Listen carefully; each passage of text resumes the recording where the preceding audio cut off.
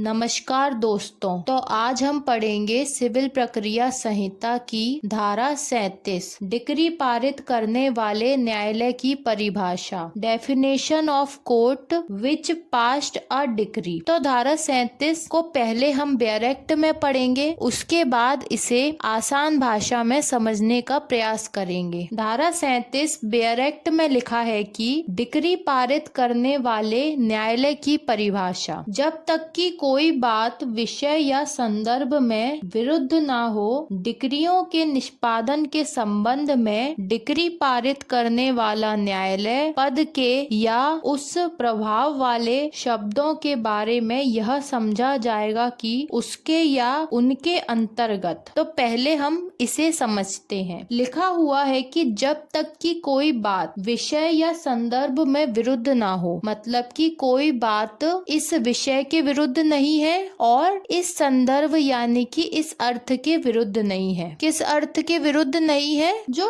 Decree पारित करने वाले न्यायालय की परिभाषा धारा 37 में बताई गई है, उस अर्थ के विरुद्ध जब तक कोई बात नहीं है तब तक क्या समझा जाएगा? तो तब तक यह समझा जाएगा कि डिक्रियों के निष्पादन के संबंध में, मतलब जब डिक्रियों का निष्पादन किया जाता है तो उस निष्पादन के संबंध में, एग्जीक्यूशन के संबंध में डिक्री पारित करने वाला न्यायालय पद के या उस प्रभाव वाले शब्दों के बारे में यह समझा जाएगा कि उसके या उनके अंतर्गत। तो यहाँ पर जो डिक्री पारित करने वाले न्यायालय की परिभाषा दी गई है, वह परिभाषा केवल इसीलिए दी गई है कि जो डिक्रियों के निष्पादन करने के संबंध में जब डिक्री पारित करने वाले न्यायालय की बात आती है तो डिक्री पारित करने वाला न्यायालय किसे समझा जाएगा। यानी कि धारा 37 हमें परिभाषा देती है डिक्री पारित करने वाले न्यायालय की, लेकिन यह परिभाषा किसके संदर्भ में दी गई है? यह परिभाषा दी गई है डिक्रियों के निष्पादन के संबंध में। इसका मतलब यह हुआ कि डिक्रियों के निष्पादन के संबंध में डिक्री पारित करने वाला न्यायालय पद के अंतर्गत कौन कौन से न्यायालय आते हैं और किन न्यायालयों को डिक्री पारित करने वाला न्यायालय समझा जाएगा। तो यह हमें बताया गया है का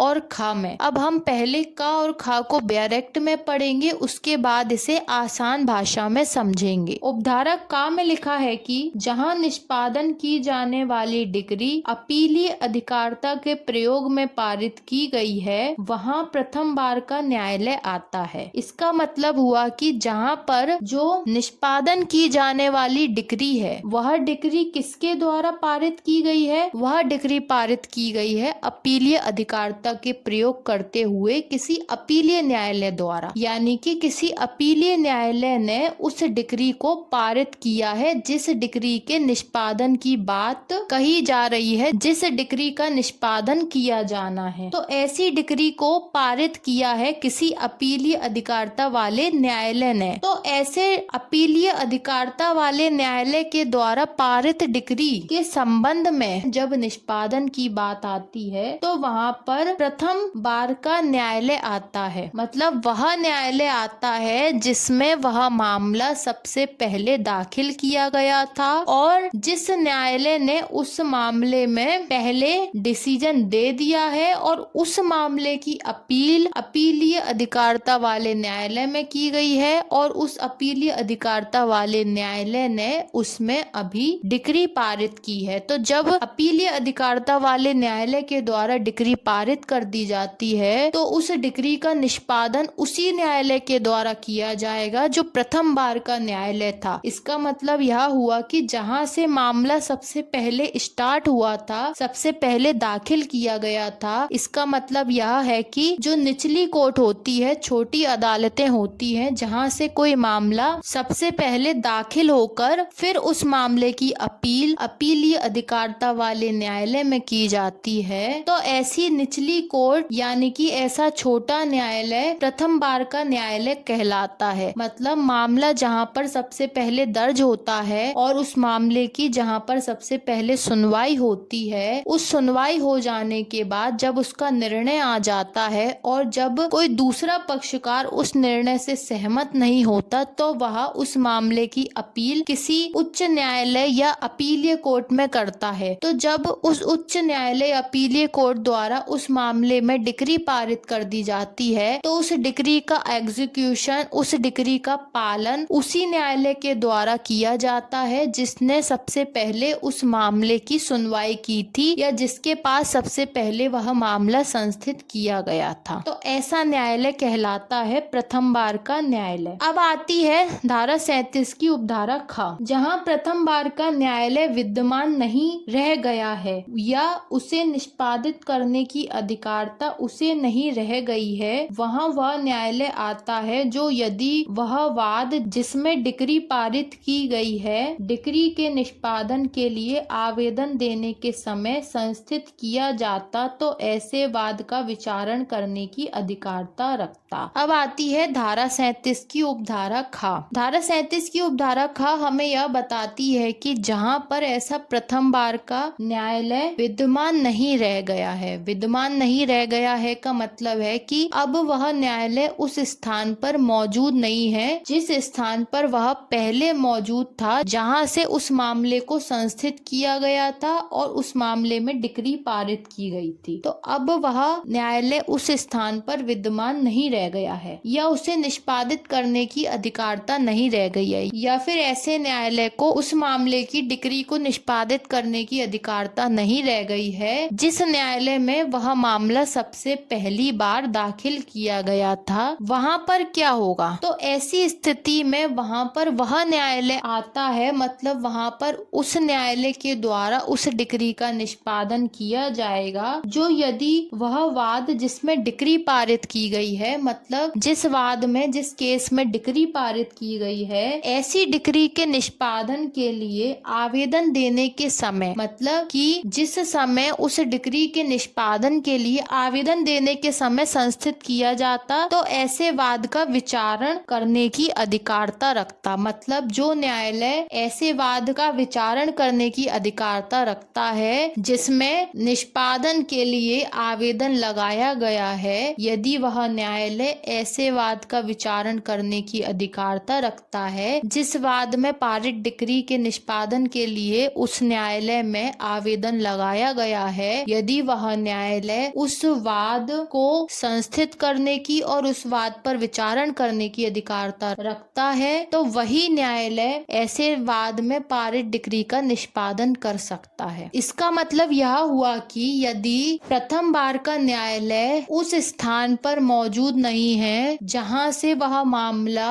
दाखिल किया गया था और जिस न्यायालय में वह मामला दाखिल किया था, अब वह न्यायालय वहां पर मौजूद नहीं है, या यदि मौजूद भी है तो वह उस मामले की डिक्री का निष्पादन नहीं कर सकता, तो ऐसी स्थिति में कौन सा न्यायालय उस मामले की डिक्री का निष्पादन करेगा? तो ऐसी स्थिति में वह न्यायालय उस मामले की डिक्री का निष्पादन करेगा जो न्यायालय ऐसे मामले को, मतलब जिसकी डिक्री का निष्पादन करने के लिए उस न्यायालय में आवेदन लगाया गया है, उस मामले को संस्थित कर सकता है और उस मामले में विचारण करने की अधिकारता रखता है। मतलब जिस न्यायालय को विचारण करने की अधिकारता होगी वही न्यायालय उस मामले की डिक्री को भी निष्पादित कर सकता है। तो अब हम यह समझते हैं कि धारा 37 को लाने के पीछे का क्या उद्देश्य था। धारा 37 को लाने के पीछे का सीधा सा उद्देश्य यह था कि उन परेशानियों, उन कठिनाइयों से बचा जा सके जो डिक्री के निष्पादन में आएंगी। सामान्यतः नियम तो यह होता है कि डिक्री का निष्पादन वही न्यायालय करता है जिसने डिक्री को पारित किया है, लेकिन अपीलीय अधिकारता में पारित डिक्री यानी कि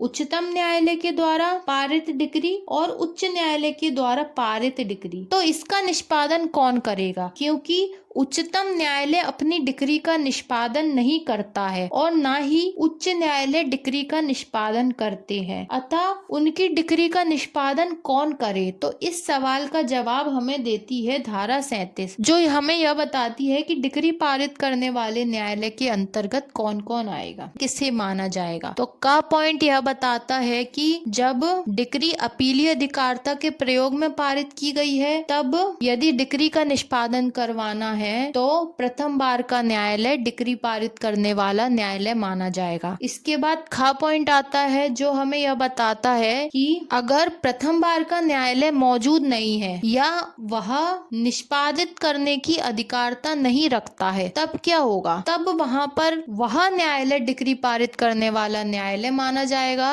जिसमें उस डिक्री के निष्पादन के लिए आवेदन किया गया है और वह न्यायालय उस डिक्री को पारित करने की अधिकारता रखता है। इसका मतलब उस मामले का विचारण करने की अधिकारता रखता है जिसमें वह मामला जिसकी डिक्री को निष्पादित करवाना है उसके लिए आवेदन लगाया गया है। इसका मतलब यह हुआ कि जिस मामले की डिक्री को निष्पादित करने के लिए आवेदन लगाया गया है उस मामले का विचारण करने का जो न्यायालय अधिकार रखता है उसी न्यायालय को डिक्री पारित करने वाला न्यायालय माना जाएगा। और यह तब माना जाएगा जब प्रथम बार का न्यायालय वहां पर मौजूद नहीं है या निष्पादित करने की अधिकारता नहीं रखता। तब ऐसी स्थिति में जो न्यायालय वहां पर मौजूद होगा और निष्पादन करने की अधिकारता रखता होगा उस न्यायालय में निष्पादन के लिए आवेदन लगाया जाएगा और वह न्यायालय उस आवेदन के समय यदि उस मामले का विचारण करने की अधिकारता रखता होगा तभी उस मामले की डिक्री के निष्पादन का आवेदन उस न्यायालय में लगाया जाएगा। मतलब जिस न्यायालय पे यह अधिकारता होगी कि वह उस मामले को संस्थित कर सके और उसका विचारण कर सके वही न्यायालय उस मामले की डिक्री का निष्पादन भी कर सकता है। इसके बाद आता है धारा 37 का स्पष्टीकरण। तो स्पष्टीकरण को पहले हम डायरेक्ट में पढ़ते हैं उसके बाद इसे आसान भाषा में समझेंगे। धारा 37 का स्पष्टीकरण डायरेक्ट में लिखा हुआ है कि प्रथम बार के न्यायालय की डिक्री का निष्पादन करने की अधिकारता केवल इस आधार पर समाप्त नहीं हो जाती कि उस वाद के संस्थित किए जाने के पश्चात जिसमें डिक्री पारित की गई थी या डिक्री पारित किए जाने के पश्चात उस न्यायालय की अधिकारता से कोई क्षेत्र किसी अन्य न्यायालय की अधिकारता में अंतरित कर दिया गया है, किंतु ऐसे प्रत्येक मामले में ऐसे अन्य न्यायालय को भी डिक्री के निष्पादन की अधिकारता होगी यदि डिक्री के निष्पादन के लिए आवेदन करने के समय उसे उक्त वाद का विचारण करने की अधिकारता होती। धारा 37 का स्पष्टीकरण हमें यह बात स्पष्ट करता है कि जो प्रथम बार का न्यायालय है उस न्यायालय को डिक्री का निष्पादन करने की अधिकारता केवल इस आधार पर समाप्त नहीं हो जाती। मतलब कि उस न्यायालय की डिक्री का निष्पादन करने की अधिकारता केवल इस आधार पर समाप्त नहीं हो जाती कि उस वाद के संस्थित किए जाने के पश्चात, मतलब उस वाद को दाखिल करने के पश्चात जिसमें डिक्री पारित की गई थी, जिसमें प्रथम बार के न्यायालय ने डिक्री पारित की थी, या डिक्री पारित किए जाने के पश्चात उस न्यायालय की अधिकारता से कोई क्षेत्र किसी अन्य न्यायालय की अधिकारता में अंतरित कर दिया गया है। मतलब कि जिस मामले में डिक्री पारित की गई थी या डिक्री पारित किए जाने के पश्चात उस न्यायालय की अधिकारता में से कोई क्षेत्र, मतलब कोई एरिया या कोई इलाका किसी अन्य न्यायालय की अधिकारता में अंतरित यानी ट्रांसफर कर दिया गया है, किंतु ऐसे प्रत्येक मामले में ऐसे अन्य न्यायालय को भी डिक्री के निष्पादन की अधिकारता होगी यदि डिक्री के निष्पादन के लिए आवेदन करने के समय उसे उक्त विचारण करने की अधिकारता होती। तो धारा 37 का स्पष्टीकरण हमें यह बात स्पष्ट करता है कि जो प्रथम बार का न्यायालय है उसकी किसी भी कारण से केवल इस आधार पर अधिकारता समाप्त नहीं हो जाती है कि वह उस वाद को संस्थित किए जाने के पश्चात जिसमें डिक्री पारित की गई है या फिर डिक्री पारित किए जाने के पश्चात उस न्यायालय की अधिकारता से कोई क्षेत्र किसी अन्य न्यायालय की अधिकारता में अंतरित कर दिया गया है। मतलब कि जो क्षेत्र था, जिस एरिया का वह मामला था, जिस इलाके का वह मामला था, वह इलाका किसी अन्य न्यायालय की अधिकारता में ट्रांसफर कर दिया। इसका मतलब यह हुआ कि प्रथम बार का न्यायालय केवल इस आधार पर डिक्री पारित करने की अधिकारता को नहीं खो देता कि उस न्यायालय में जो वाद संस्थित किया गया था जिसमें उसने डिक्री पारित की थी या डिक्री पारित पारित किए जाने के पश्चात उस न्यायालय की जो अधिकारता में जो क्षेत्र था, मतलब जो वाद था, वह जिस एरिया का था, जिस क्षेत्र का था, वह क्षेत्र किसी अन्य न्यायालय की अधिकारता में अंतरित कर दिया गया। तो अगर वह क्षेत्र किसी अन्य न्यायालय की अधिकारता में अंतरित कर दिया गया है तो इसका मतलब यह नहीं माना जाएगा कि प्रथम बार का न्यायालय उस वाद की डिक्री का निष्पादन करने की अधिकारता खो देता है या उसकी अधिकारता समाप्त हो जाती है। ऐसा बिल्कुल नहीं होगा। किंतु, लेकिन इसमें एक किंतु भी दिया गया है। किंतु यदि ऐसे प्रत्येक मामले में ऐसे अन्य न्यायालय को भी उस डिक्री का निष्पादन करने की अधिकारता होगी, मतलब जो एरिया, जो इलाका उसको अंतरित कर दिया गया है, उसका जो केस है, उसकी जो डिक्री पारित की गई है, अब उस डिक्री का निष्पादन करना है। तो जिस अन्य न्यायालय में उस एरिया को ट्रांसफर कर दिया गया है, जिस एरिया के केस की डिक्री का निष्पादन किया जाना है, तो वह अन्य न्यायालय को भी उस डिक्री के निष्पादन की अधिकारता होगी। कब अधिकारता होगी? यदि डिक्री के निष्पादन के लिए आवेदन करने के समय, मतलब जब डिक्री का निष्पादन किया जाना है तो उस निष्पादन के लिए जब उस न्यायालय में आवेदन किया जा रहा है, उस समय उस वाद का विचारण करने की अधिकारता रखता है, तभी उस अन्य न्यायालय को उस वाद की डिक्री का निष्पादन करने की अधिकारता होगी। मतलब पहले यह देखा जाएगा कि वह अन्य न्यायालय उस मामले का विचारण कर सकता है जिस मामले की डिक्री का निष्पादन किया जाना है कि नहीं कर सकता। मतलब पहले यह देखा जाएगा कि वह अन्य न्यायालय उस वाद का विचारण कर सकता है जिस वाद की डिक्री का निष्पादन किया जाना है, उस वाद का विचारण कर सकता है कि नहीं कर सकता। यदि वह विचारण नहीं कर सकता होगा तब उसे